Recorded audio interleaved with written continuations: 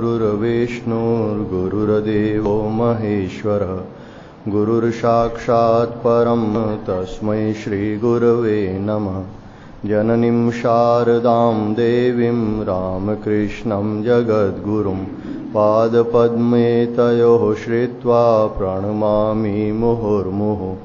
नमः श्रीयतिराजाय विवेकानन्दसूरये सच्चित्सुखस्वरूपाय स्वामिने तापहारिणे। शङ्करं शङ्कराचार्यं केशवं बादरायणं सूत्रभाष्यकृतौ वन्दे भगवन्तौ पुनः पुनः। ॐ विघ्नेश्वराय वरदाय सुरप्रियाय लम्बोदराय सकलाय जगद्धिताय नागाननाय श्रुतियज्ञविभूषिताय गौरीसुताय गणनाथ नमो नमस्ते। सर्वमङ्गलमाङ्गल्ये शिवे सर्वार्थसाधिके शरण्ये त्र्यम्बके गौरी नारायणी नमोऽस्तुते। भवानी शङ्करौ वन्दे श्रद्धा विश्वासरूपिणी याभ्यां विना न पश्यन्ति सिद्धाः स्वस्तमीश्वरम्। दक्षिणे लक्ष्मणौ यस्य वामे च जनकात्मजा पुरतो मारुति यस्य तं वन्दे रघुनन्दनं।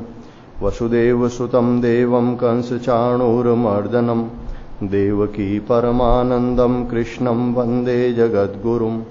नारायणं नमस्कृत्य नरं चैव नरोत्तमं देवीं सरस्वतीं व्यासं ततो जयमुदीरयेत्।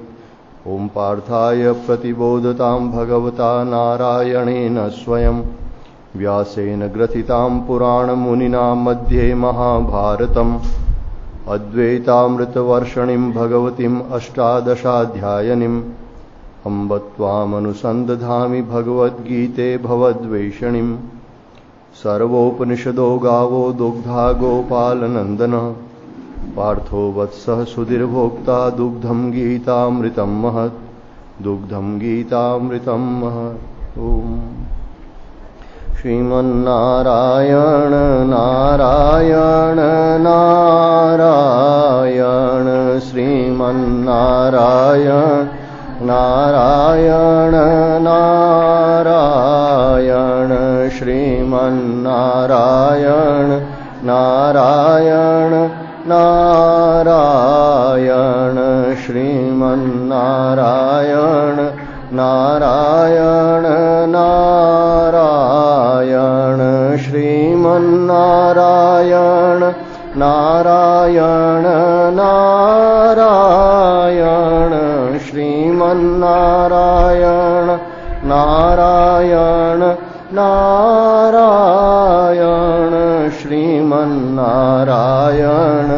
नारायण नारायण श्रीमन्नारायण नारायण नारायण श्रीमन्नारायण नारायण नारायण श्रीमन्नारायण नारायण नारायण श्रीमन्नारायण नारायण नारायण श्रीमन्नारायण नारायण नारायण। बोलिए सच्चिदानंद भगवान की जय। वंदनीय संत चरणों में प्रणाम। भगवत स्वरूप समस्त भक्तगण, भगवती स्वरूपा मातृशक्ति। श्रीमद् भगवद गीता छठा अध्याय। भगवान श्री कृष्ण अर्जुन से कहते हैं कि जो संपूर्ण भूतों में, समस्त जड़ चैतन्य में मुझ वासुदेव को देखता है, मुझ परमात्मा को देखता है, उसके लिए मैं अदृश्य नहीं होता और मेरे लिए वह अदृश्य नहीं होता। जो सब प्राणियों में मुझे ही देखता है, सर्वभूतों में मुझे ही देखता है, तो मैं उससे कैसे छिप सकता हूं। सिद्ध के लिए तो ये अनुभव हो जाता है, वो भगवान को ही देखता है और ये संसार है वो उसको एक स्वप्नवत दिखाई देता है। लेकिन साधक के लिए भी वो एक भाव दृष्टि से सब में परमात्मा को देख सकता है। जैसे घर में एक ही पुरुष को उसका जो पुत्र है वो पिता के रूप में देखता है, उसकी माता है वो पुत्र के रूप में देखती है, उसकी पत्नी है वो पति के रूप में देखती है। पुरुष एक ही है लेकिन सबका भाव अलग अलग होता है। उसी प्रकार से अलग अलग वस्तुओं में भी एक भाव हो सकता है। जैसे जल होता है, उसके कई रूप होते हैं। जल का बर्फ बना हुआ होता है, गर्म करते हैं तो भाप बन जाती है, फिर यही बादल बन जाता है, कोहरा ओस बन जाती है। पानी की बूंदें हैं, समुद्र में तरंगे हैं, सबके नाम अलग अलग है। कहते हैं ये लहर है, ये तरंग है, ये बूंद है, ये सागर है। लेकिन अगर तत्वतः देखा जाए तो सभी एक जल ही है। जब हमारे सभी अवतार पुरुष, सभी शास्त्र ये कहते हैं कि एक परमात्मा से ही ये सृष्टि हुई है, परमात्मा से ही मूल प्रकृति की उत्पत्ति हुई, फिर पंच महाभूतों की उत्पत्ति हुई, पंच महाभूतों से ही ये समस्त शरीर बने, तो समस्त प्राणियों में तत्वतः एक परमात्मा विराजमान है। और इस प्रकार का भाव रखकर भगवान कहते हैं कि जो जिसकी ऐसी भाव दृष्टि है वो व्यक्ति मेरी दृष्टि से कहीं अदृश्य नहीं होता, क्योंकि और मैं उसकी दृष्टि से अदृश्य नहीं होता। सर्वभूत स्थितम यो मां भजत्येकत्वमास्थितः सर्वथा वर्तमानोपि स योगी मयि वर्तते। और इस प्रकार एक ही भाव में स्थित पुरुष, यानी जिसका अहम भाव भगवान में लीन हो गया है, जिसकी दृष्टि से एकमात्र परमात्मा ही रह गए हैं, संपूर्ण भूतों में आत्मरूप से स्थित मुझ सच्चिदानंद घन वासुदेव को भजता है, वह योगी सब प्रकार से बरतता हुआ भी मुझ में ही बरतता है। यानी उसका भजन क्या है कि संपूर्ण भूतों में मुझ सच्चिदानंद घन वासुदेव को देखता है, उसका अनुभव करता है, यही उसका भजन है। फिर उसके लिए और कुछ भजन नहीं रह जाता। और जो सर्वभूतों में जड़ चेतन में देखता है वो अपने भीतर भी पहले देखता है। जैसे पहले भी हमने कहा था कि पहले आत्मदर्शन होता है। जब ध्यान करते हुए, साधना करते हुए अंतःकरण शुद्ध होता है तो हृदय में भगवान के दर्शन होते हैं। इसी को ज्ञान कहा है। और विज्ञान जिसे कहा है कि वो सर्वभूतों में फिर खुली आंखों से भी सब जगह उसी परमात्मा को देखता है। तो फिर उसका भजन यही है कि सर्वभूतों में एक सच्चिदानंद घन परमात्मा ही विराजमान है और वो ही उसकी आत्मा है, वो कोई उससे अलग नहीं है। और वह योगी सब प्रकार से बरतता हुआ मुझ में ही बरतता है। यानी उसकी जो हर क्रिया है वो पूजा ही है। क्योंकि हम जब मानते हैं कि इस तस्वीर में, इस मूर्ति में भगवान विराजमान है, तब उसकी विशेष रूप से सेवा करते हैं। लेकिन जो सब में भगवान ही देखता है, ऐसे पुरुष से कोई पाप कर्म तो हो ही नहीं सकता। लेकिन उसकी जो सामान्य क्रियाएं हैं वो भी सब पूजावत ही होती है। जैसे हम देखते हैं वहां गंगा जी की पूजा करते हैं ऋषिकेश में लोग, कई लोग तो बाहर से पुष्प वगैरह लाते हैं, पर सामान्यतः लोग वहीं गंगा जी में स्नान करके गंगा जी में ही खड़े होकर अर्घ देते हैं, पाद्य देते हैं, वहीं जो तर्पण वगैरह करते हैं। तो गंगा जल है और गंगा जल में ही दे रहे हैं, गंगा जल से ही गंगा जल की पूजा होती है। तो ये जो ज्ञानी पुरुष है उसके द्वारा उसकी सारी क्रियाएं हैं वो गंगा जल से गंगा जी की पूजा के समान ही होती है। त्वदीयम वस्तु गोविंद तुभ्यम समर्पय, वही भाव होता है उसमें कि आपकी ही वस्तु है, सब कुछ आपको समर्पित हो रही है। जैसे चौथे अध्याय में ब्रह्मार्पणम ब्रह्म हविर ब्रह्माग्नो ब्रह्मणा हुतम कहा था, ब्रह्मेव तेन गंतव्यम ब्रह्म कर्म समाधिना। यज्ञ के अंदर श्रुवा भी ब्रह्म है, हवन देर जो जिसकी आहुति दे रहे हैं वो घी है, वो भी ब्रह्म ही है, अग्नि भी ब्रह्म ही है, और यज्ञ करने वाला भी ब्रह्म ही है, तो उसका फल भी ब्रह्म ही होता है।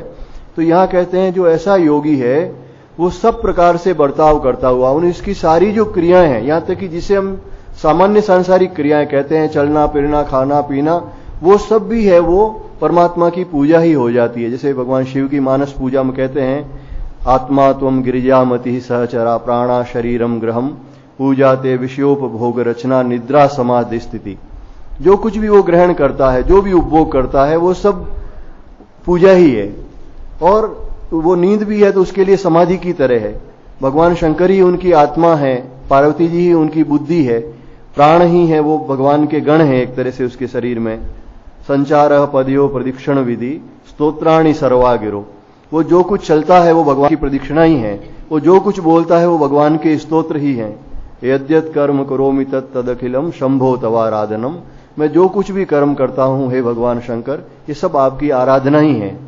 तो इस प्रकार की स्थिति बताते हैं भगवान यहां कि जो सभी में एक ही भाव से मुझ सच्चिदानंद वासुदेव को देखता है, वो सब प्रकार से बरतता हुआ, समस्त कर्म करता हुआ यथार्थ में मेरे साथ ही व्यवहार करता है।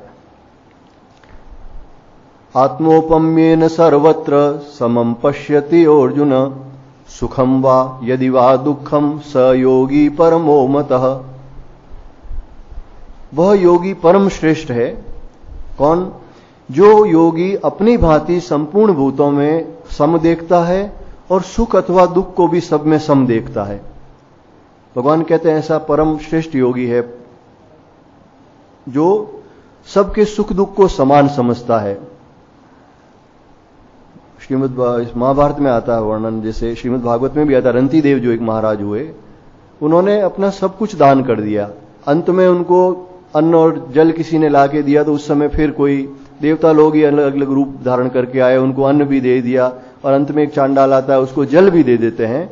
लेकिन भगवान से वो एक ही प्रार्थना करते हैं कि हे प्रभु, इस संसार में जितने प्राणी हैं उन सबके कष्ट को आप मुझे दे दीजिए, उनका सबका दुख है वो मैं स्वयं भोगूं, किसी प्राणी को दुख नहीं हो। क्योंकि वो सब में इसी प्रकार से भगवान जैसा कह रहे हैं, आत्मोपम्येन, आत्मा की तरह देखता है। जैसा मैं हूं वैसे ही दूसरे सब हैं। जैसे हम अपने शरीर में सिर को, हाथ को, पैर को, सबको अपना मानते हैं, हालांकि नाम अलग अलग दे रखे हैं, अंग अलग अलग हैं, लेकिन सबका हित एक दूसरे के साथ जुड़ा हुआ है। पांव के अंदर अगर कोई जोर से कील या कांटा या कोई ऐसा कांच छुप जाता है तो आंखों में पानी आ जाता है कष्ट के कारण। तो ये छुबी तो पांव में है, लेकिन दर्द आंख तक पहुंचता है, मस्तिष्क तक पहुंचता है। तो वैसे ही ये जो ऐसा जो ज्ञानी व्यक्ति है, परम योगी पुरुष है, वो दूसरे के दुख में अपना दुख समझता है, दूसरे के सुख में सुखी होता है। सामान्य आदमी दूसरे को सुखी देखकर ईर्ष्या करने लगता है, दूसरे के दुख से उसे कोई दुख नहीं होता, खुद के दुख से ही दुखी होता है। लेकिन ये सब में आत्मवत देखता है। यही भाव है कि जैसे मुझे सुख प्रिय है वैसा समस्त प्राणियों को सुख प्रिय है, इसलिए मुझे सबको सुख देना चाहिए। जैसे मुझे दुख प्रिय नहीं है उसी प्रकार से किसी प्राणी को दुख प्रिय नहीं है, इसलिए मुझे किसी को दुख नहीं देना चाहिए। और यही धर्म का सार है। वेदव्यास जी महाराज ने जो कहा है, आत्मनि प्रतिकूलानि परेशान न समाचरेत, जो आपके प्रतिकूल है, जो आपको अच्छा नहीं लगता, वैसा आचरण किसी दूसरे के साथ में नहीं करना चाहिए। तो ये योगी परम श्रेष्ठ कहा गया है, जो सबके सुख दुख में अपना सुख दुख मानता है, सब में समदर्शन रखता है। क्रिया में भेद हो सकता है, लेकिन सबको सुख पहुंचाने का भाव होता है। जैसे गाय को हम चारा देते हैं, लेकिन भूखा व्यक्ति आते तो हम उसे रोटी देते हैं, कोई रोगी है तो उसे औषधि देते हैं। तो सबके लिए क्रिया अलग अलग हो सकती है, लेकिन भाव एक ही है कि किसी का दुख दूर किया जाए और उसको सुख पहुंचाया जाए। अर्जुन उवाच योऽयं योगस्त्वया प्रोक्तः साम्येन मधुसूदन, एतस्याहं न पश्यामि चञ्चलत्वा स्थितं स्थिराम्, चंचलम ही मनः कृष्ण प्रमाथि बलवदृढ़म्, तस्याहं निग्रहं मन्ये वायोरिव सुदुष्करम्। अर्जुन पूछते हैं कि हे मधुसूदन, जो ये योग आपने अभी कहा है समभाव से, यानी सब में साम्य, सब में एक समता से देखना, और फिर ध्यान योग के द्वारा जो आपने एकत्व कहा है, यानी ध्यान योग के द्वारा जब मनुष्य समाधि अवस्था में ये अहम भाव चला जाता है तो सर्वत्र एक आत्मा को ही देखता है, एक परमात्मा को ही देखता है। तो कहते हैं ये चंचल मन के कारण मैं इसकी नित्य स्थिति नहीं देखता, हमेशा इसी प्रकार से ये मन बना रहे, सब में सम भाव रहे। कहते हैं ऐसा होना बहुत मुश्किल है, क्योंकि ये मन बड़ा चंचल है। मन में जो चंचलता आती है वो प्रायः राग द्वेष के कारण ही आती है। जिनके प्रति या तो अत्यधिक प्रियता होती है उसका हम चिंतन करते हैं, या जिनके प्रति कुछ द्वेष भाव होता है उनका चिंतन होता है, उससे मन चंचल हो जाता है, उसमें विक्षेप उत्पन्न होता है, और इसी के कारण सब में हम समत्व नहीं देख पाते, आत्मदर्शन भी नहीं होता। और फिर भगवान को कहते हैं अर्जुन के ये चंचल मन जो है ये बड़ा प्रमथन स्वभाव वाला, प्रमाथी यानी मथने वाला, ये शरीर को, इंद्रियों को मथ डालता है। जैसे मन है अनेक विचारों के कारण, अनेक चिंताओं के कारण शरीर को, मन को, इंद्रियों को, शरीर को और इंद्रियों को ये मन है वो मथ डालता है, यानी क्षुब्ध कर देता है, दुखी कर देता है। और ये बड़ा दृढ़ स्वभाव वाला भी है, दृढ़म। भाष्यकार भगवान शंकराचार्य कहते हैं कि ये तंतु नाग की तरह दृढ़ है। तंतु नाग कहते हैं जो अपने गोह होती है, जिसे हम गोह कहते हैं, एक प्राणी होता है गोह, पहले लोग इस गोह को किलों पे चढ़ाते थे और किले पे जाके ऊपर की दीवार पे अपने पंजे गड़ा देती थी, उसके नीचे रस्सी लटका के सैनिक लोग उससे चढ़ जाते थे, लेकिन वो इतनी मजबूती से उस किले को पकड़ती थी कि पुरुष लोग रस्सी के सहारे उसकी पूंछ से लटक कर ऊपर किले पे चढ़ जाते, लेकिन वो उस दीवार को छोड़ती नहीं थी। तो भाष्यकार भगवान कहते हैं ये मन है वो तंतु नाग की तरह, इस गोह की तरह है। ये जिस संसार को ऐसा पकड़ के रखती है, विषयों को ऐसा पकड़ के रखती है कि उसे छोड़ती नहीं है। अपने जो ये स्वजन हैं, ये मेरे हैं, बस दिन रात उन्हीं के बारे में सोचता रहता है मनुष्य कि इनको सुख कैसे पहुंचे, ये मेरा बेटा, ये मेरी बेटी। संसार के और प्राणी भले ही दुखी हो, वो भले किसी प्रकार से पैसा कमाना है जिससे कि मेरे पत्नी बच्चे वगैरह ये सुखी हो, उसके कारण कितने लोग दुखी हो रहे हैं उसे चिंता नहीं है। तो ये जो मन है ये चंचल भी है और बड़ा दृढ़ है, यानी संसार को, विषयों को दृढ़ता से पकड़े हुए है और बलवान है। ये इंद्रियों से बलवान है, शरीर इंद्रियों से बलवान है, इसलिए उसको वश में करना मैं वायु को रोकने की भांति दुष्कर मानता हूं। अर्जुन कहते हैं कि इस मन को वश में करना तो बहुत कठिन है। वायु को रोकना कितना कठिन है। कोई आंधी चल रही हो और आपको इसको रोक दो या किसी कपड़े में इस वायु को बांध दो, संभव नहीं लगता। और मन तो इस वायु से भी अधिक सूक्ष्म है और वायु से भी अधिक वेगवान है। वायु को तो फिर भी समय लगता है, यहां अगर तूफान आता है तो यहां से जोधपुर पहुंचने में कुछ समय लगेगा, लेकिन आप यहां बैठे बैठे एक क्षण में जोधपुर के बारे में सोच सकते हो, बंबई के बारे में सोच सकते हो, अमेरिका के बारे में सोच सकते हो। तो मन की गति इतनी तीव्र है जिसके समान किसी की गति नहीं है। भौतिक रूप से जो वायु की गति है उसको भी हम बांध नहीं सकते, तो इस मन को बांधना तो बहुत कठिन है। ये अर्जुन ने प्रश्न किया और ये प्रश्न सभी साधकों का है। मैंने देखा है जितने भी लोग चाहे ग्रस्त में रहते हों चाहे साधक अलग रहते हों, सबकी एक ही है, महाराज मन एकाग्र नहीं होता। मन है वो एकाग्र नहीं होता, साधन करते हैं तो बहुत भटकता है, इधर उधर चला जाता है। ये बात स्वाभाविक है, प्रायः लोगों का मन इधर उधर जाता है, इसलिए उसको वश में करना कठिन जरूर है लेकिन असंभव नहीं है।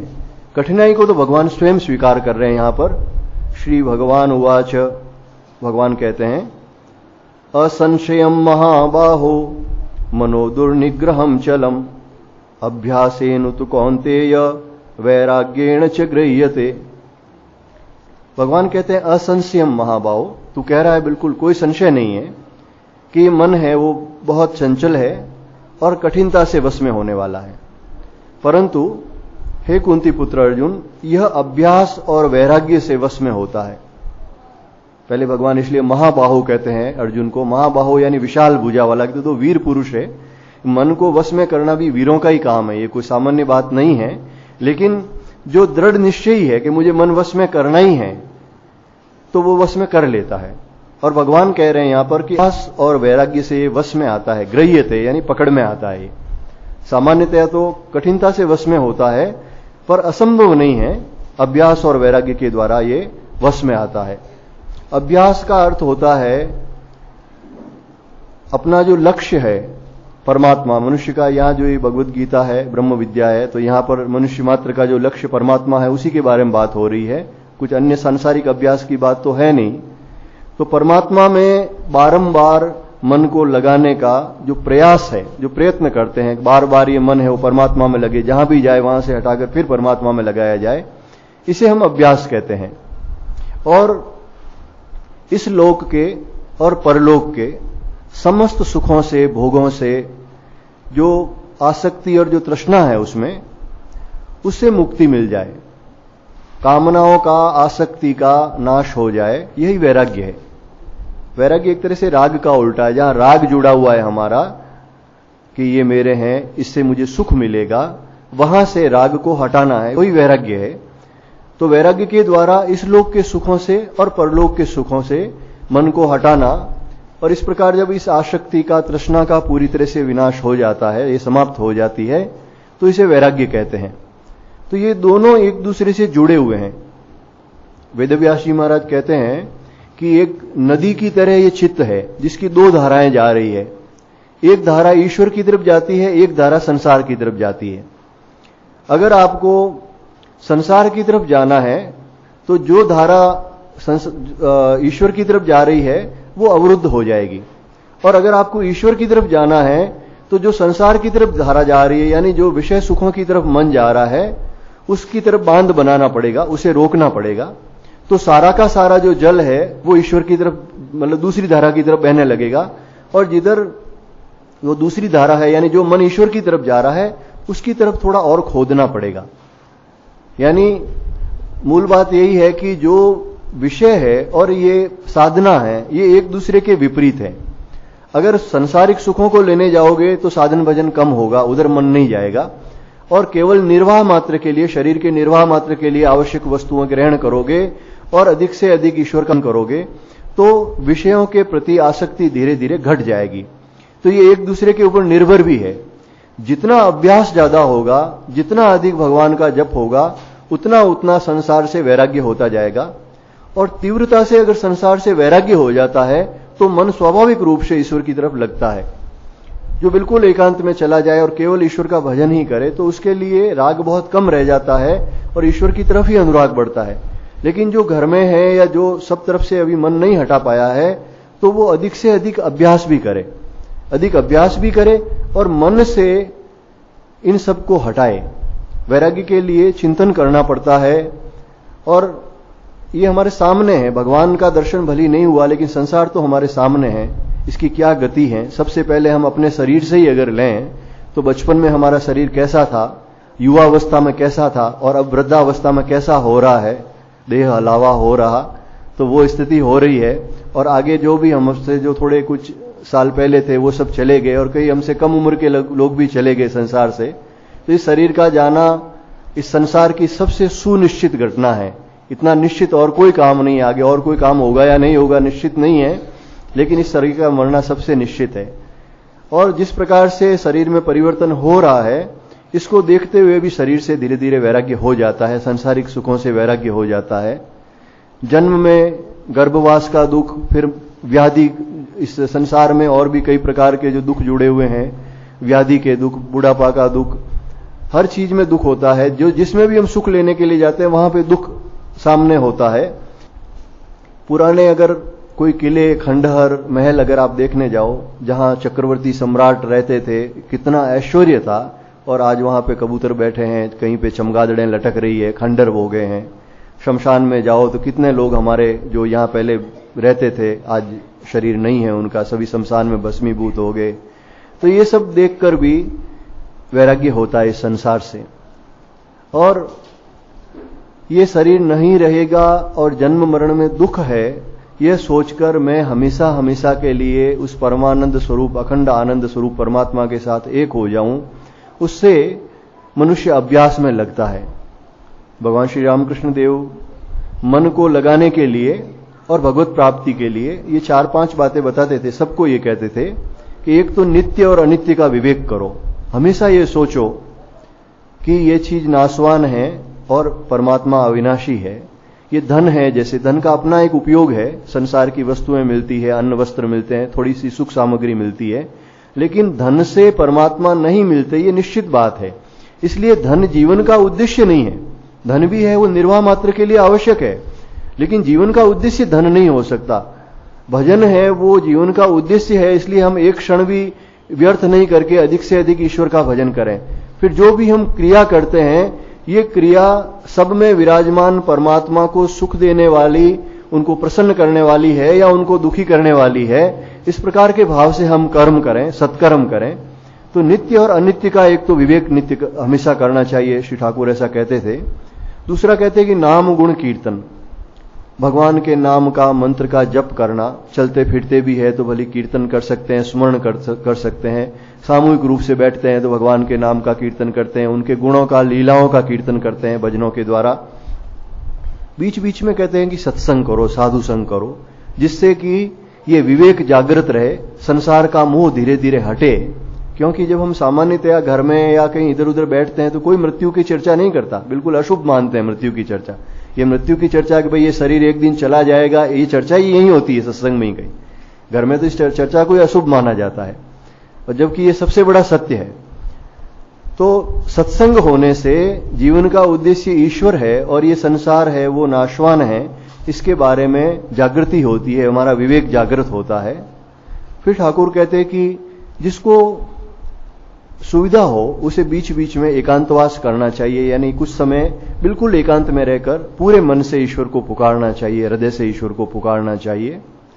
और एक बात ठाकुर कहते हैं कि जो जहां भी है, मान लो एकांत में नहीं रह सकते, घर में भी हैं, लेकिन उसे व्याकुलता पूर्वक प्रार्थना करनी चाहिए। जो साधना है, हम जप करते हैं, ध्यान करते हैं, उसमें एक सूक्ष्म अहम आ जाता है। कई बार हम जप करते हैं, हमने पहले 5000 जप करते थे, अब 10,000 जप किया है, ये इस प्रकार से मतलब एक अहंकार भी आ सकता है। लेकिन ये जो प्रार्थना ऐसी है, भगवान को व्याकुल होकर पुकारे कि हे प्रभु, आपने जितनी सामर्थ्य दी है उस अनुरूप में आपका स्मरण कर रहा हूं। बाकी स्मरण से आप प्राप्त होने वाले नहीं हैं। जो अनंत सच्चिदानंद है, अनंत ब्रह्मांडों के नायक हैं, वो केवल मेरी 5 माला से, 10 माला से या 100 माला से हमारे सामने आकर प्रकट हो जाएं, ऐसी कोई उन्होंने हमारे साथ लिखा पढ़ी करा नहीं रखी है। वो कृपा करके ही दर्शन देते हैं। इसलिए साधन भजन करने के बाद भी भगवान से व्याकुल होकर प्रार्थना करनी चाहिए कि प्रभु आप कृपा करके हमें दर्शन दीजिए, हमारे इस भवबंधन का मोचन कीजिए। इस प्रकार से नित्य सत्संग करने से, ये विवेक करने से, नाम गुण कीर्तन करने से और भगवान से प्रार्थना करने पर भगवान की कृपा होती है। अभ्यास के लिए मुख्यतया तो यही है, ये जो सत्संग, भगवान के नाम का जप, ध्यान, जैसे कल बताया था, भगवान का साकार रूप का ध्यान करना चाहिए हृदय अंदर। मानसिक पूजा करनी चाहिए भगवान की, और मानसिक पूजा से मन जल्दी एकाग्र होता है। जैसे बाह्य पूजा करते हैं वैसे ही हृदय में भगवान की पूजा करनी चाहिए। कथा श्रवण है, प्रार्थना है। जप करने में भी एक और चीज का ध्यान रखेंगे। जब मानसिक रूप से हम जप करते हैं उस समय भी कोशिश करें कि हम जैसे सुन रहे हैं उस मंत्र को। जैसे कल हमने कहा था कि श्रवण इंद्रिय, एक तो शब्द और एक रूप, ये दो ही हैं जो इस संसार में हमको ज्यादा खींचते हैं। तो सांसारिक रूप की जगह परमात्मा के रूप को हृदय में देखने का प्रयास करें। बाहर भी जिसको देखें उनके हृदय में भगवान विराजमान है। ऐसा करके हम मन ही मन सबको प्रणाम कर सकते हैं। बाहर से तो क्या है कि जो गुरुजन है, बड़े हैं, उनको प्रणाम कर सकते हैं। कोई बच्चों को या पशु पक्षियों को प्रणाम करें तो मतलब संकोच हो सकता है लोगों को कि भाई ये लोग हमें पागल समझेंगे, क्या कहेंगे। लेकिन मन ही मन सबको प्रणाम कर सकते हैं। सबके हृदय में परमात्मा विराजमान है, इस भाव से मन ही मन सबको प्रणाम किया जा सकता है। बाहर शरीर सबका अलग अलग है, लेकिन भीतर में एक ही तत्व है, एक ही सच्चिदानंद वासुदेव, सच्चिदानंद राम कृष्ण जगदम्बा, जो भी आपको लगे, वो सच्चिदानंद परमात्मा सब में विराजमान है। देह का ही केवल अंतर है, और ये देह है, ये नाशवान है। तो सबके भीतर परमात्मा दृष्टि रखते हुए अगर हम मन ही मन प्रणाम करें, और दूसरा जो शब्द है, अंदर जो विचार चलते हैं, उन विचारों के साथ में हम कुछ न कुछ बोलते जाते हैं। जब कोई नहीं होता, अकेले बैठे हुए होते हैं, तब भी मन में अनेक विचार चलते हैं, और जो विचार चलते हैं उसके साथ हम मन ही मन कुछ बोलते हैं, मन ही मन सुनते हैं। उसकी जगह भगवान के नाम का, अपने गुरु मंत्र का जप करें, और जप करते समय मन ही मन उसे सुने, ठीक जप हो रहा है कि नहीं, मंत्र का स्मरण ठीक हो रहा है कि नहीं। तो केवल वाणी ही नहीं, अपनी जो श्रवण इंद्रिय है, जो बार सुन रही है, वो भी वहां लग जाएगी। तो मंत्र को इस प्रकार से संख्या की भाई ज्यादा जप करूं इसलिए जल्दी जल्दी करूं, उसकी आवश्यकता नहीं है। मैंने कई लोगों को देखा, माला इतनी तेजी से चलती है, नाम उतना होता ही नहीं है। शायद 108 जो मणियां चलते हैं उसमें शायद 50-60 नाम मुश्किल से होते होंगे। उसकी आवश्यकता नहीं है। प्रेम पूर्वक भली 11 माला की जगह 5 माला ही हो, 1 माला ही हो, लेकिन पूरी एकाग्रता से जितना जप हो उसमें भगवान हमारे हृदय में विराजमान है। हम उनको पुकार रहे हैं, वो हमारी पुकार सुन रहे हैं, और मंत्र का स्पष्ट रूप से उच्चारण हो रहा है, नाम का स्पष्ट प्रेम पूर्वक अपनापन रखते हुए भगवान के साथ कि भगवान ही मेरे हैं। इस प्रकार से जो जप करते हैं वो श्रेष्ठ जप कहा जाता है। तो ये सब जो अभ्यास है और वैराग्य है, इससे ही मन वश में आता है। भगवान यहां कहते हैं केवल एक का अनुष्ठान करने से नहीं होता। जैसे आपने देखा होगा, कई लोग बचपन से जप करते आ रहे हैं, किसी न किसी नाम को जप ही रहे हैं। कोई नमः शिवाय जपते हैं, कोई राम राम जपते हैं, पूरा जीवन निकल जाता है। लेकिन अगर उनको कहा जाए तो नहीं के बराबर अनुभव होता है। अभी भी काम, क्रोध वगैरह, ईर्ष्या, द्वेष वगैरह वैसे ही बने हुए हैं, चल रहे हैं। तो प्रश्न ये खड़ा होता है, कई लोग कहते हैं कि महाराज अमुक लोग हम भगवान के नाम में तो कहते हैं इतनी महिमा है, इतने वर्षों से कर रहे हैं, लेकिन अभी भी ये विकार तो गए ही नहीं, क्योंकि उनमें वैराग्य नहीं है। भगवान ने दोनों बातें इसीलिए कही यहां पे, एक से नहीं होगा। जब तक हमारा राग नहीं हटेगा, जिनको हम अपना मान रहे हैं, राग नहीं हटेगा, द्वेष नहीं हटेगा, तब तक ये पाप बुद्धि नहीं हटती, मन की चंचलता नहीं हटती, और उस समय जो जप करते व्यर्थ कुछ नहीं जाता। जो किसी भाव से, भाव कुभाव अनख आलसों, जैसे भी किसी भी प्रकार से भगवान का नाम लेते हैं, सब मंगलमय है, लेकिन उसका परिणाम सामने नहीं आता, जीवन काल में ईश्वर का अनुभव नहीं होता। जब वैराग्य होता है, यानी हृदय से इन सब से आसक्ति हट जाती है, धन से ममता हट जाती है, रिश्तेदारों से, शरीर से, और तब जो ईश्वर का भजन होता है, होई राम को नाम जपू, जो कहा है कि भगवान का होकर जो भगवान का जप किया जाता है, तो उसका प्रभाव होता है।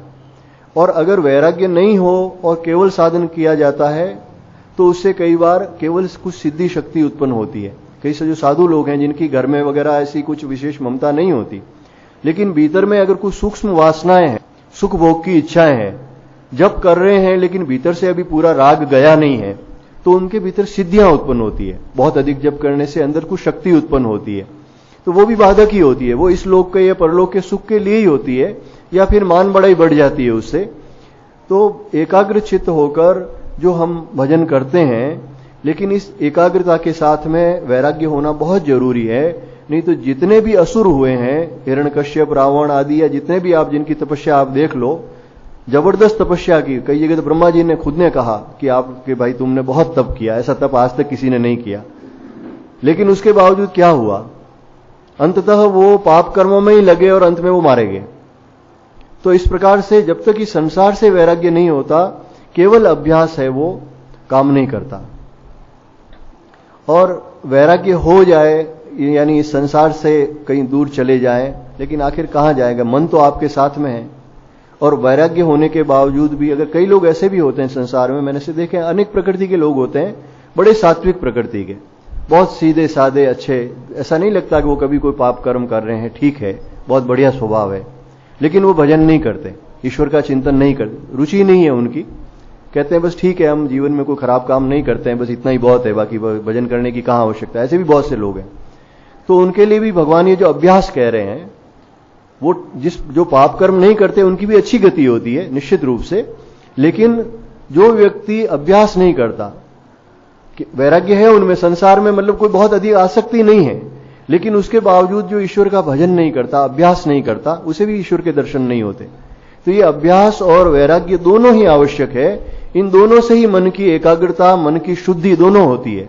अगर वैराग्य नहीं है और जब ध्यान करेंगे तो मन की एकाग्रता प्राप्त होगी, लेकिन चित्त की शुद्धि नहीं होगी। वैराग्य से चित्त की शुद्धि होती है, स्वधर्म का पालन करने से, सत्कर्म करने से चित्त की शुद्धि होती है, और फिर एक नाम का जप करने से, एक इष्ट देव का ध्यान करने से मन एकाग्र होता है, और उस समय भगवान की कृपा से भगवान के दर्शन होते हैं, ये परमात्मा का ज्ञान होता है। तो भगवान कहते हैं यहां पर, इस अभ्यास और वैराग्य के द्वारा ये मन वश में आता है, पकड़ में आ सकता है। असंयतात्मना योगो दुष्प्राप इति मे मति, वश्यात्मना तु यतता शक्यो वाप्तुमुपायतः। जिसका मन वश में नहीं है, असंयतात्मना, यानी जिसमें अभी भी विषयों के प्रति राग है, जो जहां चाहे वहां मन को नहीं लगा सकता है, मन जब चाहे दौड़ जाता है इधर से उधर। तो भगवान कहते हैं जिसका मन वश में नहीं है, ऐसे पुरुष के द्वारा ये योग दुष्प्राप्य है, यानी थोड़ा कठिनता से, ज्यादा मेहनत करनी पड़ती है उसे, कठिनता से प्राप्त में होता है।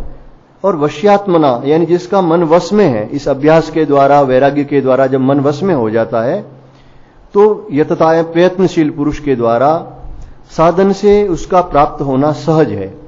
यानी जिसमें राग द्वेष कम है, और फिर प्रयत्नशील भी, देखो भगवान ने यहां भी इसमें अभ्यास और वैराग्य दोनों बात की है।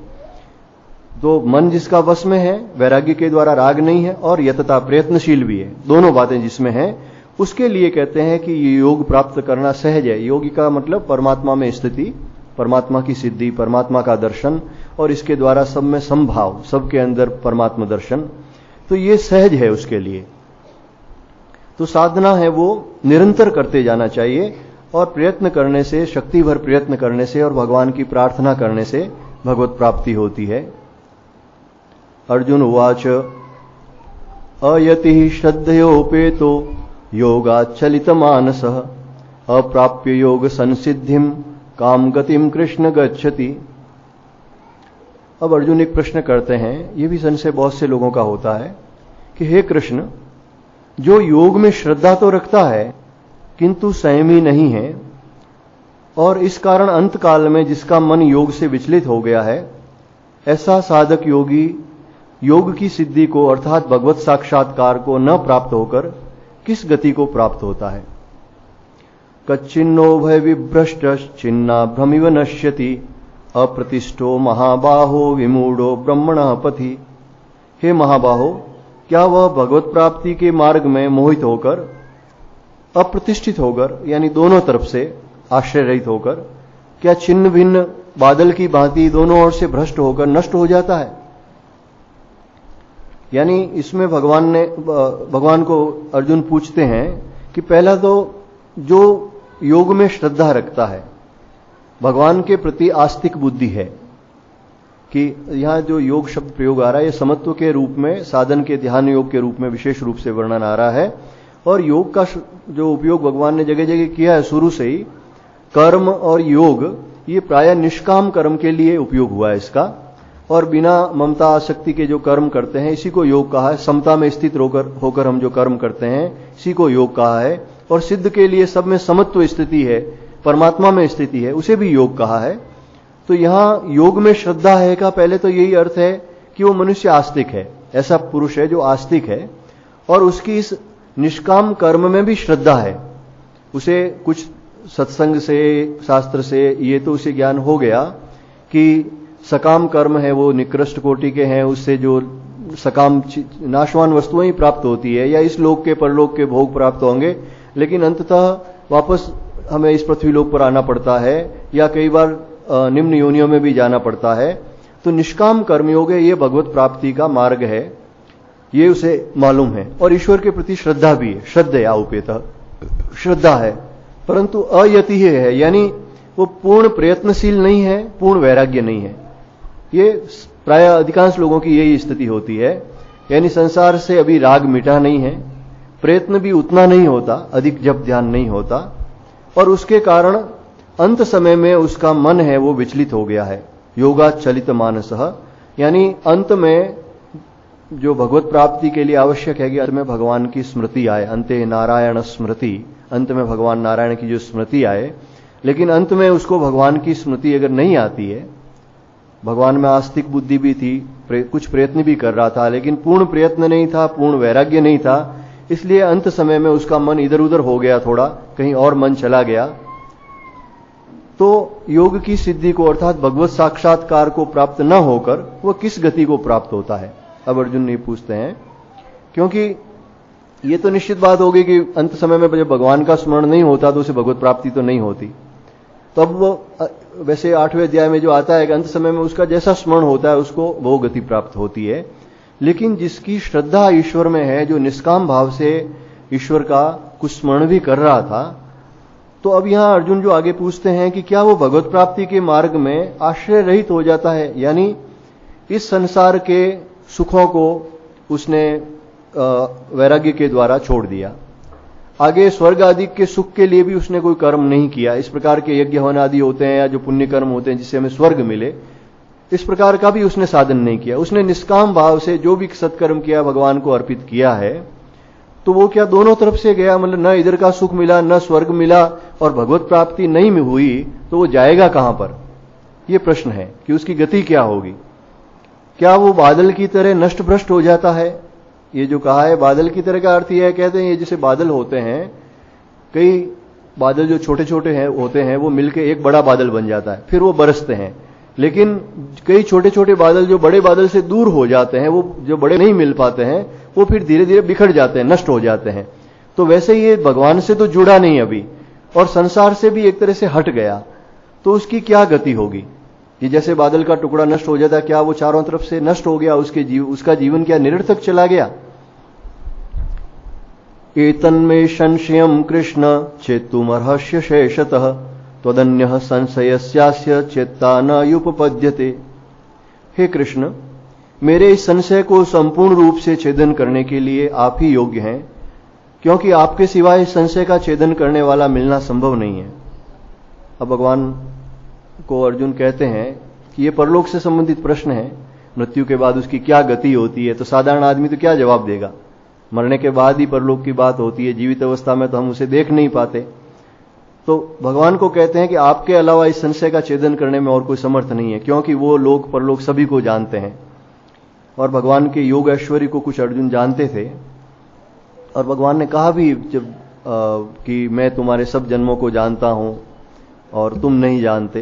तो इस हिसाब से भगवान से वो पूछते हैं कि आपके सिवाय इस संशय का और कोई छेदन करने वाला नहीं है, मेरे इस संशय का आप छेदन कीजिए। श्री भगवान उवाच पार्थनेवेह नामुत्र विनाशस्तस्य विद्यते नहि कल्याणकृत कश्चित् दुर्गतिम तात गच्छति। भगवान कहते हैं, हे पार्थ, हे प्रथापुत्र, कुंती पुत्र, उस पुरुष का न तो इस लोक में विनाश होता है और न परलोक में ही होता है। क्योंकि हे तात यानी हे प्यारे, ये जो तात शब्द है ये इस भगवत गीता में एक बार इसी श्लोक में आया है। तात शब्द आपने कई जगह रामचरितमानस में वगैरह पढ़ा होगा। तात शब्द पिता के लिए भी आता है, पुत्र के लिए भी आता है। जैसे भगवान राम भी है, वो दशरथ जी को भी तात कहते हैं, दशरथ जी राम को भी तात कहते हैं। यानी अत्यंत जो प्रिय होता है, अत्यंत घनिष्ठता होती है, उसके लिए तात शब्द आता है। वैसे गुरु भी है, वो शिष्य को कई बार तात शब्द से संबोधित करते हैं, ऐसा आता है। भगवत गीता में ये एक ही बार आया है शब्द। तो कहते हैं, हे प्यारे, हे तात, इस आत्मोद्धार के लिए नहीं कल्याणकृत कश्चित दुर्गतिम तात गच्छति। जो इस कल्याण के लिए प्रयास करता है, भगवान के लिए प्रयास करता है, उसका कभी भी विनाश नहीं हो सकता, वो कभी भी दुर्गति को प्राप्त नहीं हो सकता। ये भगवान का घोषणा वाक्य है। एक तरह से मतलब सबके लिए एक बहुत बड़ा आश्वासन है, बहुत बड़ी शक्ति है ये। भगवान ने दूसरे अध्याय में भी जो कहा था, स्वल्पम अपि धर्मस्य त्रायते महतो भयात्। ये जो निष्काम धर्म है, भगवान को जिस धर्म का, जिस साधना का फल हम समर्पित कर देते हैं, वो एक महान भय से रक्षा कर देता है। यानी वो हमारी सद्गति का कारण बन जाता है। इसी जन्म में साधन बदन पूर्ण होने पर वो परमात्मा के लोक में जाता है, और अगर परमात्मा गति उसे न भी प्राप्त हुई तो भी उसका विनाश नहीं होता। दोनों जगह भगवान कहते हैं इस लोक में भी उसका विनाश नहीं है। इस लोक में विनाश का क्या अर्थ है? जैसे अर्जुन का प्रश्न यही था कि क्या वो दोनों तरफ से भ्रष्ट हो जाता है, यानी यहां तो उसने वैराग्य के द्वारा सब सुख छोड़ दिए, लेकिन उसे वो सत्कर्म कर रहा था, वो पाप कर्म तो करता नहीं है इस प्रकार का व्यक्ति, तो उसे संसार में भी है जो आवश्यक सुख मिलेगा, शांति मिलेगी, कीर्ति मिलेगी। जो सत्य पे चलता है, ईश्वर का भजन करता है, तो उसको संसार में भी सभी लोग अच्छा ही कहते हैं, उसकी कीर्ति या प्रतिष्ठा में कोई कमी नहीं आती। दूसरी बात, उसका हृदय हमेशा प्रसन्न रहता है, तो उसे सुख शांति मिलती है। सांसारिक भोग भले ही कम हो, लेकिन हृदय में एक शांति बनी हुई रहती है, एक प्रसन्नता बनी हुई रहती है। इस लोक में भी उसका विनाश नहीं होता है और परलोक में भी उसका नहीं होता है, क्योंकि वो उत्तम लोकों में जाता है। भगवत प्राप्ति न भी हो, लेकिन वो स्वर्ग और स्वर्ग से ऊपर महजनः तपः लोक आदि जो कहे गए हैं, ब्रह्म लोक कहा गया है, जहां महात्मा लोग, तपस्वी लोग रहते हैं, या ब्रह्मा जी का लोक है, तो परमात्मा को प्राप्ति न करके भी वो उन लोगों को प्राप्त करता है जो तपस्वियों के लोग हैं, पुण्यवानों के लोग हैं। और स्वर्ग में भी देखो दो तरह के व्यक्ति रहे। स्वर्ग में कई देवता हैं, वो केवल अपने सत्कर्मों के कारण जाते हैं, जिनकी भोग बुद्धि नहीं है, इस प्रकार निष्काम भाव से कर्म कर रहे थे, लेकिन साथ में पूर्ण तपस्या नहीं रही, पूर्णतः से वो विरक्त नहीं हुए, कहीं सूक्ष्म इच्छाएं रह गई, तो उन सूक्ष्म इच्छाओं की पूर्ति, सुख की पूर्ति है वो उनके स्वर्ग में हो जाती है, और वहां पर वो भोगों में आसक्त नहीं होते, क्योंकि उनका संस्कार है वो निष्काम भाव का है। लेकिन जो लोग सकाम भाव से साधन करके स्वर्ग में जाते हैं, जिनकी भोगों की इच्छा होती है, वो वहां भी भोगों में आसक्त हो जाते हैं। और जैसे इस पृथ्वी में सुख दुख है वो हमें कर्मानुसार मिलते हैं। संसार में देखो आप अलग अलग प्रकार के व्यक्ति होते हैं, कुछ संत प्रकृति के हैं, कुछ दुष्ट प्रकृति के हैं, कुछ बहुत सुखी हैं, मतलब जो स्वर्ग में सुख पुस्तकों में पढ़ते हैं उतने स्वर्ग वो सुख इस पृथ्वी लोक पे ही भोग रहे हैं, और कई लोग अत्यंत दुखी होते हैं। तो उसी प्रकार स्वर्ग में भी देवताओं में सुख दुख में इस प्रकार का अंतर हो सकता है। लेकिन भगवान यहां कहते हैं कि जो निष्काम भाव से जो कर्म करता है, कल्याण के लिए कर्म करता है, भगवत प्राप्ति के लिए कर्म करता है, उसकी दुर्गति नहीं होती। दुर्गति का अर्थ यही है, इस लोक में और परलोक में एक तो वो कष्ट नहीं देखता, और जहां है जो ये मनुष्य योनि है, इससे प्राय वो नीचे नहीं गिरता, फिर उसको मनुष्य जन्म मिलता है, फिर वो आगे साधन भजन करके फिर परमात्मा प्राप्ति कर लेता है। हालांकि ऐसे कुछ पुराणों में, ऐसी कई कथाओं में उदाहरण आए हैं जो किसी कर्म के कारण किसी प्रारब्धवश पशु पक्षी योनि में भी गए। जैसे काकभूषुंडी जी का वर्णन आता है, उनको भगवान शिव का जो श्राप मिला और फिर वो अजगर योनि में गए, वो काक योनि में गए। या जो जामवंत जी थे, जितने ये वानर थे, ये पशु पक्षी योनियों में थे, लेकिन इनमें भी उनका ज्ञान बना हुआ था। आप देखो हनुमान जी, अंगद जी, जामवंत जी, अब ये कोई वानर योनि में, कोई ऋक्ष योनि में, काकभूषुंडी जी काक योनि में थे, लेकिन उनका ज्ञान वैसा का वैसा बना हुआ था। भगवान शंकर और अगस्त जी जैसे जहां सत्संग के लिए जाते थे, तो उनका ज्ञान बना हुआ रहता है, वो दुर्गति को प्राप्त नहीं होते और अंततः वो परमात्मा प्राप्ति कर लेते हैं उस योनि से प्रारब्ध अनुसार मुक्त होने के बाद भी। जैसे भरत जी महाराजा जो थे, तपस्या की, अंत में उनको मृग का जो आकर्षण हुआ और उसके कारण वो मृग योनि में चले गए, लेकिन मृग योनि में जाने के बावजूद भी उनका ज्ञान खंडित नहीं हुआ। सामान्यतया पशु योनि में विवेक नहीं रहता, ज्ञान नहीं रहता, लेकिन उन्हें ज्ञान था कि पिछले जन्म में मैं राजा था, मैंने इतनी तपस्या की, केवल एक मृग के आकर्षण के कारण मैं मृग योनि में गया, इसलिए वो सूखी घास खाते थे, हरी घास नहीं खाते थे, ऋषियों के आश्रम के आसपास रहते थे, और अंत में फिर वो ब्राह्मण योनि में जन्म लेकर जड़ भरत जी के रूप में आए और अंत में परमात्मा की प्राप्ति की। तो भगवान कहते हैं इस प्रकार से जो कल्याण के लिए, भगवत प्राप्ति के लिए जो कर्म करता है, ये कभी भी दुर्गति को प्राप्त नहीं होता। ये हम सबके लिए एक भगवान का बहुत बड़ा आश्वासन है, भगवान के वचन है। इसलिए जो भी कर्म करें निष्काम भाव से करके उसका फल भगवान को समर्पित कर दें, जिससे उस प्राणी की कभी भी दुर्गति नहीं हो सकती, उत्तरोत्तर उसकी वृद्धि होती है। अब आगे भगवान इस प्रकार के जो लोग हैं, जो परमात्मा प्राप्ति जिनकी नहीं हुई, फिर आगे किस प्रकार से उनकी गति होती है साधना की, वो भगवान बताते हैं। प्राप्य पुण्यकृताम लोका नुषित्वा शाश्वती समाः शुचिनाम श्रीमताम गेहे योग भ्रष्टो विजायते। या दो श्लोक भगवान कहते आगे, अथवा योगिनामेव कुले भवति धीमताम एतद्धि दुर्लभतरम लोके जन्म यदीदृशम। अब यहां दो प्रकार के, यहां एक जो शब्द आया है योग भ्रष्ट, तो पहले तो ये मानना चाहिए इस योग भ्रष्ट का मतलब कोई भ्रष्ट व्यक्ति या वैसा नहीं है। इतना ही है कि अंत समय में वो परमात्मा का स्मरण नहीं कर पाया और उसे परमात्मा प्राप्ति नहीं हुई। यहां जो योग भ्रष्ट शब्द है ये साधक के लिए आया है, जो उत्तम कोटि का साधक था, लेकिन कुछ राग रह गया, कुछ सुखों की आसक्ति रह गई और पूरी साधना नहीं हुई, इसलिए वो बीच में अटक गए। तो ऐसा पुरुष दो प्रकार का हो सकता है। एक तो वो व्यक्ति है जिसके मन में सुख की कुछ सूक्ष्म इच्छाएं रह गई, कुछ वासनाएं रह गई, और इसके कारण अंत में उसे परमात्मा की प्राप्ति नहीं हुई। और एक ऐसा व्यक्ति होता है जिसकी सुख की इच्छा नहीं थी, सुख की इच्छाओं का उसने त्याग कर दिया, लेकिन उसकी साधना पूरी नहीं हुई, यानी साधन में ढिलाई होती है। कई लोग ऐसे, जो मैंने बताया ना, कई लोग होते हैं बहुत ही सरल प्रकृति के, सात्विक प्रकृति के होते हैं, लेकिन साधना में बहुत कमी होती है, साधन भजन करते ही नहीं है या बहुत कम करते हैं, इसके कारण भी उन्हें परमात्मा प्राप्ति नहीं होती। तो इन दोनों में से जो पहले प्रकार का व्यक्ति है, जिनमें कुछ सुख भोग की इच्छा होती है, उसके लिए पहले भगवान कहते हैं कि ऐसा योग भ्रष्ट पुरुष पुण्यवानों के लोगों को, अर्थात स्वर्गादि उत्तम लोगों को प्राप्त होकर और उनमें बहुत वर्षों तक निवास करके फिर शुचिनाम श्रीमताम गेहे, यानी शुद्ध आचरण वाले श्रीमान पुरुषों के घर में जन्म लेता है। अब देखो, श्रीमान, श्रीमताम, जो श्री युक्त जो पुरुष है, यानी जो धन संपन्न भी है, जहां सब सुख सामग्री भी है, और शुचि नाम, जो शुद्ध आचरण वाले भी हैं, क्योंकि जहां धन संपत्ति ज्यादा होती है वहां यह भी खतरा रहता है कि वहां सब प्रकार के दुर्गुण है, पाप कर्म है, वो शुरू हो जाते हैं। लेकिन कई लोग आपने देखे होंगे, ऐसे बहुत सारे लोग हुए हैं जो कि राजा महाराजा थे या बहुत बड़े धनी सेठ थे, बिड़ला जी वगैरह का वर्णन जैसे आता है, घनश्याम दास जी बिड़ला थे, या कई राजा महाराजा हुए, रंती देव जी, ये अम्बरीश आदि, युधिष्ठिर जी थे, जैसे कितना ही ऐश्वर्य था लेकिन वो ऋषि की तरह रहते थे।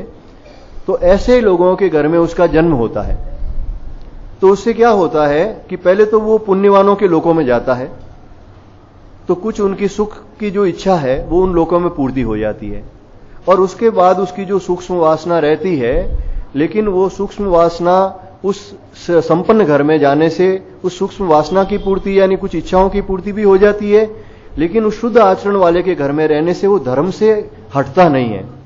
ये जो शुचि नाम शब्द प्रयोग किया, यानी शुद्ध, शुद्ध वही है जो धर्म के अनुकूल जीवन व्यतीत कर रहे हैं। ऐसे घर में जाने से पूर्व जन्म के संस्कार उसे फिर प्राप्त हो जाते हैं, फिर वो साधन भजन में लग सकता है।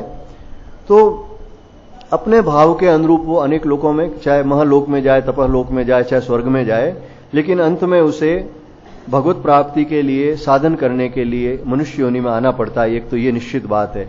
इसलिए इसी जन्म में भगवत प्राप्ति का प्रयास करना चाहिए, और अगर ये नहीं हुआ तो भी निष्काम भाव से करना चाहिए, जो कम से कम उच्च लोकों में जाकर वो फिर व्यक्ति आकर साधन भजन में लगे।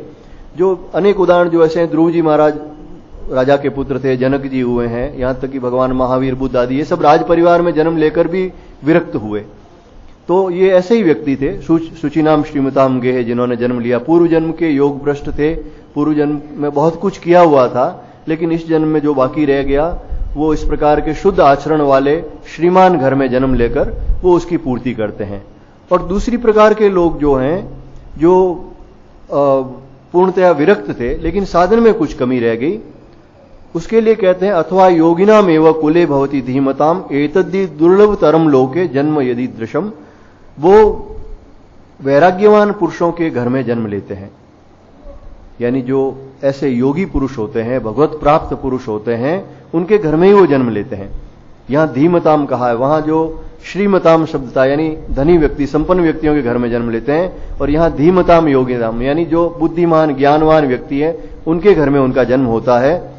और इस प्रकार जो ये जन्म है ये संसार में निस्संदेह दुर्लभ है। दुर्लभ तरम कहा है, यानी पहले के जन्म से ये जन्म दुर्लभ है। इसका कारण जो हमारे उपनिषद बताते हैं, न अस्य कुले अब्रह्मविद भवति। जो ब्रह्मज्ञ पुरुष है, परमात्मा प्राप्त पुरुष है, उसके घर में जो जन्म लेता है वो ब्रह्मज्ञ हो जाता है, अब्रह्मविद नहीं होता। जैसे भगवान कहते हैं 21 पीढ़ी जाती है, नरसिंह अवतार में उन्होंने जो प्रहलाद जी को कहा, तो उनके जो ब्रह्मविद पुरुष होते हैं, ब्रह्मज्ञ पुरुष होते हैं, उनके कुल में भी आगे ब्रह्मज्ञ ही पैदा होते हैं। भक्तों के कुल में भक्त पैदा होते हैं, ऐसा पाया गया है। हम देखते हैं जो ऋषभ देव जी थे उन्हें अवतार पुरुष माना गया। उन ऋषभ देव जी के घर में ही वो भरत जी हुए, जो बाद में जड़ भरत के रूप में ब्रह्मज्ञ पुरुष हो गए। वशिष्ठ जी की जो ये सन्यासियों की परंपरा जो मानी जाती है, तो उसमें वशिष्ठ जी थे, वो ब्रह्मज्ञ पुरुष थे। फिर पराशर मुनि हुए, उन्होंने भी तपस्या के द्वारा उसी परमात्मा की प्राप्ति की। पराशर जी के जो पुत्र वेदव्यास जी हुए, वो भी ब्रह्मज्ञ अवतारी पुरुष माने गए हैं। उनके पुत्र सुखदेव जी हुए, तो वो भी ब्रह्मज्ञ पुरुष थे। तो इस प्रकार ऐसे योगियों के घर में जन्म लेना, क्योंकि एक तो ऐसे जो योगी होते हैं प्रायः विरक्त होते हैं। अब जैसे कपिल भगवान हुए, दत्तात्रेय जी हुए, तो उनके तो आगे कुल में कोई हुआ ही नहीं। सुखदेव जी से आगे ये परंपरा ही नहीं चली, केवल गुरु शिष्य परंपरा चली। फिर सुखदेव जी के शिष्य भगवान गौड़पाद हुए, फिर उनके शिष्य गोविंद पाद हुए, उनके शिष्य भगवान शंकराचार्य हुए। तो ये परंपरा तो है, लेकिन उनके पुत्र आदि नहीं हुए। तो योगी भी, जो योगी भी हो और ग्रस्त में भी रहता हो, उसके पुत्र के रूप में जन्म लेना ये बहुत दुर्लभ है। लेकिन ऐसे जो भगवान के लिए इस सृष्टि में सब प्रकार की व्यवस्था है, तो ऐसे जो वैराग्यवान पुरुष होते हैं उनको भगवान कहते हैं कि वो ऐसे ही कुल में, योगियों के कुल में जन्म लेते हैं, और ये संसार में दुर्लभ है। तत्र तम बुद्धि संयोगम लभते पौर्वदेहिकम यतते च ततो भूयः संसिद्धो कुरु नंदन। वहां वो उस पहले शरीर में संग्रह किए हुए उस जो साधना के संस्कार हैं, जो पूर्व जन्म में उन्होंने साधना की थी, उन संस्कारों को उस बुद्धि में पुनः वो प्राप्त करते हैं, और अनायास ही वो उन बिना प्रयत्न किए हुए वो संस्कार उनके हृदय में प्रकट हो जाते हैं। जैसे ध्रुव जी को इतनी कम उम्र में वैराग्य हो गया, ये बड़ी दुर्लभ बात है। भगवान शंकराचार्य जी 8 वर्ष की उम्र में घर से निकल गए, सन्यासी हो गए। और भी जितने, स्वामी विवेकानंद जी 18 साल की उम्र में, बहुत कम उम्र में इनको जो वैराग्य हुआ, ये पूर्व जन्म की साधना का ही फल था। पूर्व जन्म के ये योगी थे, मुक्त पुरुष थे। और हे कुरुनंदन, उसके प्रभाव से वे फिर परमात्मा की प्राप्ति रूपी सिद्धि के लिए पहले से भी बढ़कर प्रयत्न करते हैं यतते। क्यों, पूर्व के साधना के संस्कार तो होते ही हैं, फिर उनको अनुकूल वातावरण मिल जाता है, योगियों के घर में जन्म मिलता है, या ऐसे में जन्म मिलता है जहां के लोग धर्मात्मा होते हैं, तो इसके कारण वो पहले से भी बढ़कर प्रयास करते हैं। पूर्वाभ्यासेन तेनेव रियते यवसोऽपि सः जिज्ञासुरपि योगस्य शब्द ब्रह्माति वर्तते।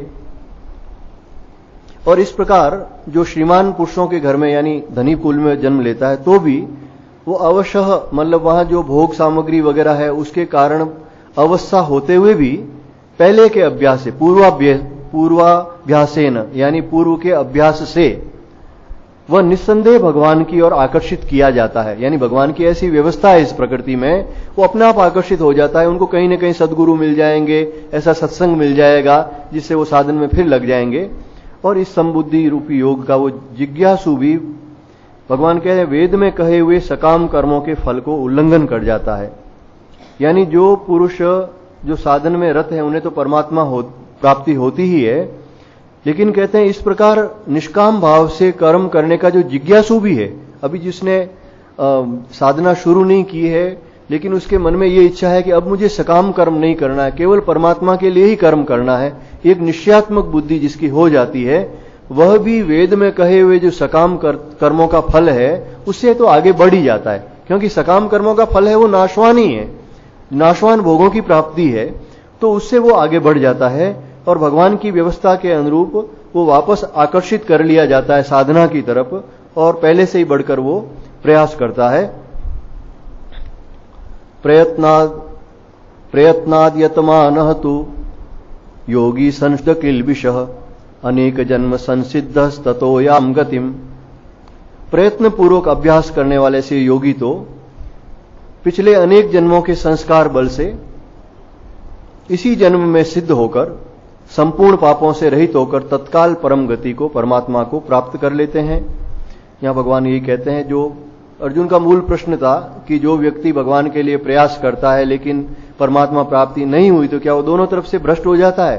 तो भगवान कहते हैं नहीं, इस लोक में भी वो सुखी रहता है अपने सत्कर्मों के कारण, और परलोक में भी वो उच्च लोकों में जाता है और फिर ऐसे घर में जन्म लेता है जो उसे फिर साधना के लिए वापस सहायता मिलती है, पूर्व के अभ्यास के अनुरूप उसे सत्संग मिलता है और उस अनुरूप वो परमात्मा की प्राप्ति कर लेता है, परम गति को प्राप्त हो जाता है। तो जो कल्याण के मार्ग पर है उसकी किसी भी प्रकार से दुर्गति नहीं हो सकती। अब ये ध्यान का, योग का जो प्रकरण था, तो जो अगले श्लोक में भगवान इस योगी की महिमा बताते हैं जो ध्यान योग के द्वारा समत्व भाव प्राप्त करके इस परमात्मा को प्राप्त हो चुके हैं। तपस्विभ्यो अधिको योगी ज्ञानीभ्योऽपि मतोऽधिकः कर्मिभ्यश्चाधिको योगी तस्माद् योगी भवार्जुन। हे अर्जुन, तपस्वियों से, जो सकाम भाव से तपस्या करते हैं, उनसे ये योगी श्रेष्ठ है, क्योंकि ये जो ध्यान है ये अंतरंग साधन है और फिर निष्काम भाव से करने से इससे निश्चित रूप से परमात्मा प्राप्ति होती है। और ज्ञानीभ्य, शास्त्र ज्ञानियों से भी ये योगी श्रेष्ठ है, साधना कर रहा है वो। और सकाम कर्म करने वाले, यज्ञ दान आदि सकाम कर्म जो करते हैं या स्वर्ग आदि के लिए कर्म करते हैं, उससे भी ये योगी श्रेष्ठ है। इसलिए कहते हैं तस्माद योगी भवार्जुना, हे अर्जुन तू योगी बन। और योगी अर्जुन को निमित्त बनाकर हम सबके लिए कहते हैं कि इसलिए भगवान का सुबह शाम ध्यान करो, नियमित रूप से उनका स्मरण करो।